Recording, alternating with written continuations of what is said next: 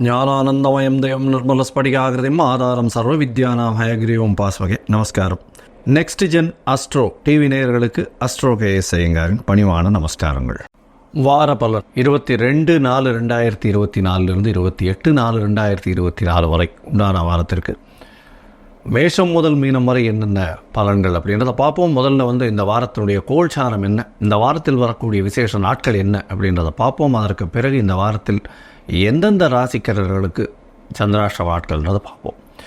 இந்த வாரத்தின் கோல்சாரம் அப்படின்னு எடுத்தோமேனா காலபுருஷ தத்துவத்தின் முதல் ராசியான மேஷ ராசியில் குரு பகவானும் சூரிய பகவானும் இருக்கிறார்.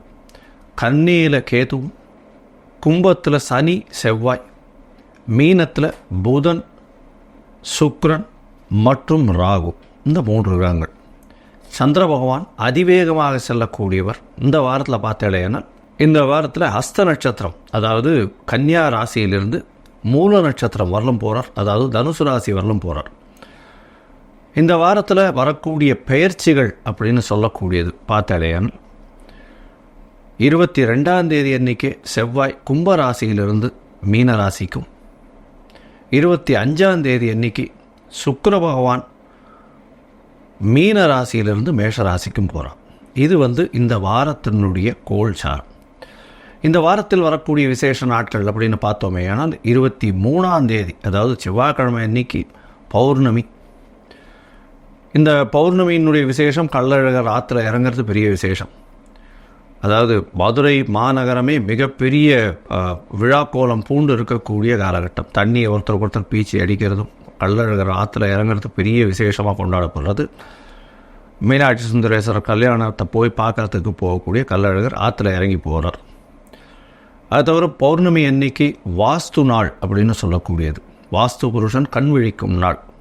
கார்த்தால 8:04 8 மணி 4 நிமிஷத்துலேருந்து 9:34, அதாவது 1.5 மணி நேரம் 90 நிமிஷம் இருக்கக்கூடிய காலகட்டம்.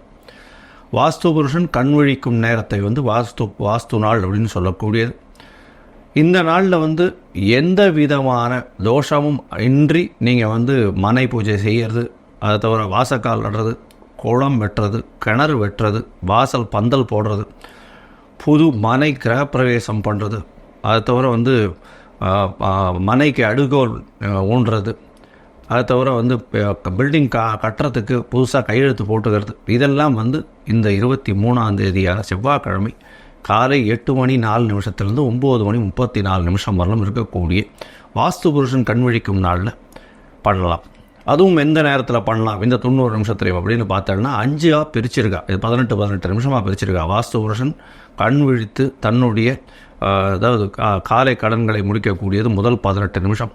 அதுக்கப்புறம் ஸ்நானம் பண்ணுறார், அதுக்கப்புறம் பூஜை பண்ணுறார், சாமிக்கு பூஜை பண்ணுறது, அதற்கு பிறகு போஜனம் செய்தல், அதற்கு பிறகு தாம்பூலம் தரித்தல். இந்த போஜனம் செய்யும் காலகட்டத்திலும் தாம்பூலம் தரிக்கும் காலகட்டத்திலும், அதாவது கடைசி 36 நிமிஷம், அதாவது 8:52 9:34 வரலும் இருக்கக்கூடிய நேரத்தில் இந்த வாஸ்துக்கு உண்டான பூஜைகளை பண்ணுவீர்களே ஆனால் அந்த காரியம் நிச்சயமாக, அந்த வீடு நிச்சயமாக நல்ல ஒரு ஏற்றத்தையும், அதாவது கடக்கால் போட்டு ஆரம்பிக்கிறீங்க ஒரு வேலையை அப்படின்னா அது நிச்சயமாக நல்லபடியாக முடியக்கூடிய வாய்ப்புகள் நிச்சயமாக உண்டு. இந்த வாரத்தில் பார்த்தாலேயானால் 24ஆம் தேதி அன்றைக்கி திரிதினஸ்பிறகு அப்படின்னு போட்டிருக்கும். அதாவது ஒரே ஒரு திதி 3 நாட்கள் வர்றது, இல்லைன்னா 3 திதி 1 நாட்களில் வர்றது திரிதினஸ்பிறகுன்னு சொல்லக்கூடியது. அது கரிநாள்னு சொல்லுவாள்.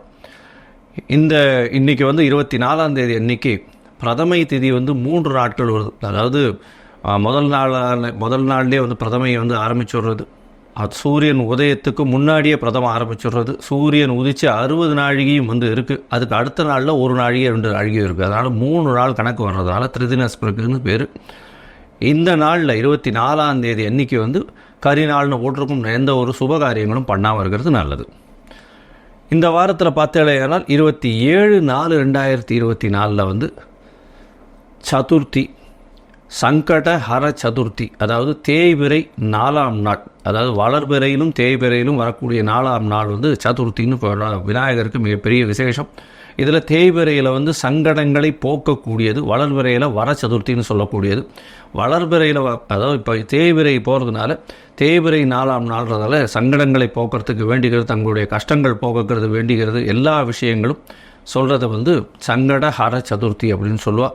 பிள்ளையார் கோவிலுக்கு போயிட்டு ஒரு 9 பிரதட்சணம் பண்ணிட்டு தோப்பு கண்ணம் போட்டு ஒரு தேங்காய் உடைச்சிட்டு வர்றதன் மூலியமாக உங்களுக்கு உண்டான எல்லா விதமான பிரச்சனைகளும் போகும். 28ஆம் தேதி அன்னைக்கு வராக ஜெயந்தி அப்படின்னு போட்டுரும். இந்த வாரம் மொத்தமே பார்த்தாலேனா நல்ல ஒரு ஏற்றத்தோடு செல்லக்கூடிய வாரம். இந்த வாரத்தில் சந்திராஷ்டமா அதாவது ராசிகள் எதுன்னு பார்த்தோம்னா கும்பம், மீனம், மேஷம், ரிஷபம் இந்த 4 ராசிக்காரருக்கு சந்திராஷ்டம். சந்திராஷ்டம்னா உங்களுடைய ராசிக்கு 8ஆம் இடத்தில் சந்திர பகவான் இருக்கக்கூடிய காலத்தை சந்திராஷ்டம்னு சொல்கிறோம். மதிகாரகன் மறைந்து இருக்கக்கூடிய காலகட்டத்தில் தவறான முடிவுகள் எடுக்கக்கூடும். அதனால் முடிஞ்சவர்களும் எந்த ஒரு புதிய முடிவுகளும் எடுக்க வேண்டாம், வெளியூர் வழிவான பிரயாணங்கள் வேண்டாம்னு சொல்கிறோம். ஒருவேளை எடுக்க வேண்டிய கட்டாயத்தில் இருந்தால் சந்திர பகவானுக்கு உண்டான எளிய பரிகாரம் அப்படின்னு சொல்லக்கூடிய அருகில் இருக்கக்கூடிய நீர்நிலைகளில் போய் ஒரு 10 குடம் தண்ணி கொண்டு வந்து பிள்ளையார் கோவிலில் போய் கொட்டிட்டு வாங்க, பிள்ளையாருக்கு சேர்த்துட்டு வாங்க. அபிஷேகத்துக்கு நல்ல ஒரு ஏற்றமும் மாற்றமும் உங்களுக்கு வரும். அஸ்ட்ராலஜிக்கல் கன்சல்ட் தேவைப்பட்டதே ஆனால் நீங்கள் என்னுடைய மொபைல் நம்பர் கீழே ஸ்டாலிங்கில் போயிட்டுருக்கோம். நீங்கள் எனக்கு ஃபோன் பண்ணுங்க. உங்களுடைய date, time, place of birth, name, உங்களுடைய பேரண்ட்ஸ் நேம் வந்து அனுப்பி வைங்க. என்னுடைய கட்டணம் என்னன்னு சொல்கிறேன். அதற்கு பிறகு உங்களுக்கு அப்பாயின்மெண்ட் தரேன். அதற்கு ஏற்ற மாதிரி நம்ம வந்து உங்களுடைய பிரச்சனைகள் என்னன்றதை பார்த்து, சந்தி இருக்கா, தசா சந்தி, நட்சத்திர சந்தி, லக்ன சந்தி ஏதாவது இருக்கான்றதையும் பார்த்துட்டு உங்களுடைய தசாபுக்தி அந்தரம் சூக்ஷ்மம் எப்படி இருக்குன்றதை பார்த்துட்டு இன்றைய கோல்சார பிரகாரம் என்னென்ன பலன்கள், எதனால் பிரச்சனைகள்ன்றதை பார்த்துட்டு எளிய பரிகாரம் என்ன அப்படின்றதையும் சொல்கிறேன்.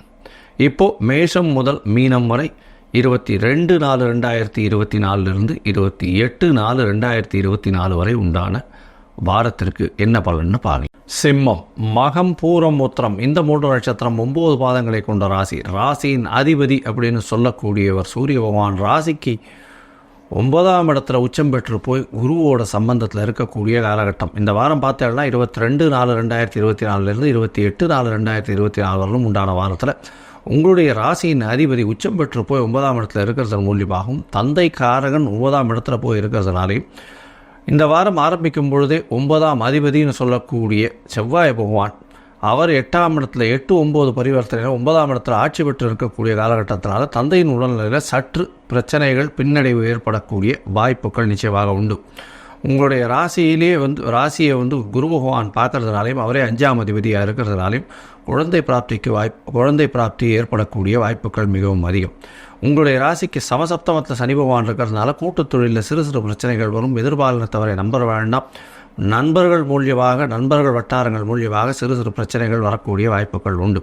8ஆம் இடம் அதிகமாக வலுப்பெற்று போயிருக்கு. 8ஆம் இடத்தில் 4 கிரகங்கள் செவ்வாய், புதன், சுக்கிரன் மற்றும் ராகு 4 கிரகங்கள் இருக்கக்கூடிய காலகட்டம். இதன் மூலியமாக மறைந்த இடத்திலிருந்து பொருள் வரக்கூடிய வாய்ப்புகள் உண்டு. இன்சூரன்ஸு, ரேஸு, லாட்ரி இந்த மாதிரியான விஷயங்களில் பெரிய ஏற்றம் கிடைக்கக்கூடிய காலகட்டமாக இந்த வாரம் அமைகிறது. உங்களுடைய ராசிக்கு 8ஆம் இடமும் 9ஆம் இடமும் பரிவர்த்தனை யோகம் அமைகிறது. அதாவது 8ஆம் இடத்தின் அதிபதியான குரு பகவானும் 9ஆம் இடத்தின் அதிபதியான செவ்வாய் பகவானும் பரிவர்த்தனை ஏற்படுறதுனால நல்ல திடீர் பண யோகம் வரக்கூடிய வாய்ப்புகள் உண்டு. ஜாக்பாட் அடிக்கக்கூடிய வாய்ப்புகள் நிச்சயமாக உண்டு. இருந்தாலும் உடல் நலத்தில் சற்று செட்பேக் இருக்கக்கூடிய காலகட்டமாக இருக்கும். உங்களுடைய ராசிக்கு பார்த்தாலேயானால் 8ஆம் இடத்தில் ராகு பகவான் இருக்கிறதுனால மறைந்த செல்வங்கள் வரக்கூடிய வாய்ப்புகள் நிச்சயமாக உண்டு. இந்த வாரம் பார்த்தோம்னா இந்த சிம்ம ராசிக்காரர்கள், அதுவும் அட்மினிஸ்ட்ரேஷனில் இருக்கிறவங்க, அரசியலில் இருக்கிறவங்க, இவங்களுக்கெல்லாம் பெரிய ஏற்றம் கிடைத்தாலும் சிறு சிறு பிரச்சனைகள் வரக்கூடிய வாய்ப்புகள் உண்டு. ஏன்னா அவங்களுக்கு செட்பேக் இருக்கக்கூடிய காலகட்டமாக இந்த வாரம் அமைய போகிறது. அரசு சார்ந்த பிரச்சனைகள் வரக்கூடிய வாய்ப்புகள் உண்டு. இந்த ஹெட் ஆஃப் எந்த ஒரு ஆர்கனைசேஷன்லையும் இருக்கக்கூடியவர்களுக்கு பிரச்சனைகள் வரும். அதை தவிர HR, human resources, admin incharge இவங்களுக்கெல்லாம் பிரச்சனைகள் வரக்கூடிய வாய்ப்புகள் உண்டு. இந்த வாரம் பார்த்தோம்னா அதிவேகமாக செல்லக்கூடிய கிரகமான சந்திர பகவான் உங்களுடைய ராசிக்கு 2ஆம் இடத்துல இந்த வாரத்தை ஆரம்பிக்கிறார். 23ஆம் தேதி காலத்தால் ஒரு 9:30 மணி வரலும் இருக்கக்கூடிய சந்திர பகவான் கேத்துவோட சம்பந்தம் இருக்கிறதுனால பேச்சில் மிகவும் கவனம் தேவை. ஏன்னா சந்திர பகவான் மதிகாரகன் போய் 2ஆம் இடத்துல கேத்துவோட சம்மந்தப்படுறது அந்த அளவு ஏற்றம் இல்லை. புதனும் மறைந்து இருக்கக்கூடிய காலகட்டமாக இருக்கிறதுனால அதாவது உங்களுடைய நாலேஜ் நல்லபடியாக இருக்கும். ஆனால் எப்படி வெளியில் சொல்கிறதுன்னு தெரியாமல் தவறாக சொல்லி மாட்டிக்கொள்ளக்கூடிய வாய்ப்புகள் நிச்சயமாக உண்டு.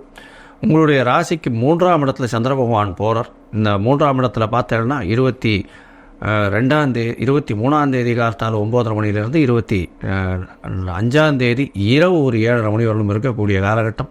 முயற்சி ஸ்தானத்தில் இருக்கக்கூடிய முயற்சி ஸ்தானாதிபதியும் வந்து உச்சம் பெற்று போயிருக்கிறதுனால முயற்சிகள் நல்லபடியாக இருக்கும். இளைய சகோதரம் மூலியமாக நல்ல ஒரு ஏற்றம் இருக்கும். அதாவது எழுத்து வேலைகளில் இருக்கிறவங்களுக்கு நல்ல ஒரு ஏற்றம் கிடைக்கக்கூடிய காலகட்டமாக இருக்குது.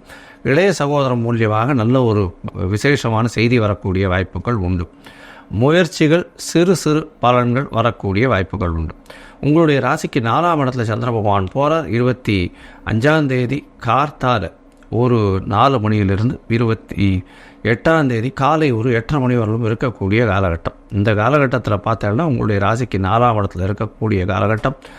திக்பலம் பெறுறார், நீச்சம் பெறுறார். தாய்க்கு உடல்நிலையில் சற்று பின்னடைவு இருக்கும். புதிய வீடு மனை வாங்கக்கூடிய வாய்ப்பு உண்டு. தாயின் சொத்துக்கள் வரக்கூடிய வாய்ப்புகள் நிச்சயமாக உண்டு. படிக்கக்கூடிய மாணவர்கள் கொஞ்சம் ஜாகிரதையாக ஒரு தடவைக்கு 2 தடவை படிக்கிறது ரொம்பவும் நல்லது. ஏற்றங்கள் இருக்கக்கூடிய காலகட்டமாக இந்த வாரம் அமைய போகாது. 6ஆம் அதிபதி அப்படின்னு சொல்லக்கூடியவர் 7ஆம் இடத்துல இருக்கிறது இந்த வாரத்தில் சிறு சிறு பிரச்சனைகளை உண்டாக்கும். மறதி வரக்கூடிய வாய்ப்புகள் உண்டு.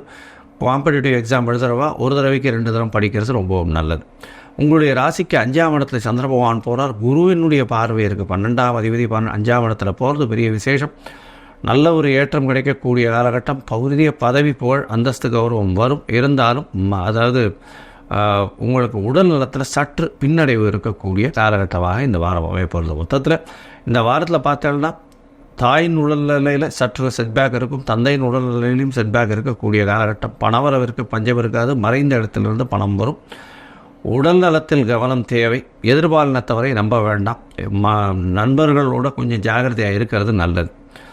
இந்த வாரம் நீங்கள் வந்து கோதுமை தானம் கொடுங்க. அருகில் இருக்கக்கூடிய சிவன் கோவிலில் போய் கோதுமை தானம் கொடுத்துட்டு வர்றது மூலியமாக சூரிய பகவானுக்கு உண்டான தானியம்னு சொல்கிறதுனால அருகில் இருக்கக்கூடிய சிவன் கோவிலில் போய் தானம் கொடுத்துட்டு வாங்க. உங்களுக்கு எல்லா விதமான நன்மைகளும் இந்த வாரம் ஏற்படக்கூடிய பாக்கியம் உண்டு. லோகா சமஸ்தா சுகினோ பவந்து. நன்றி, நமஸ்காரம்.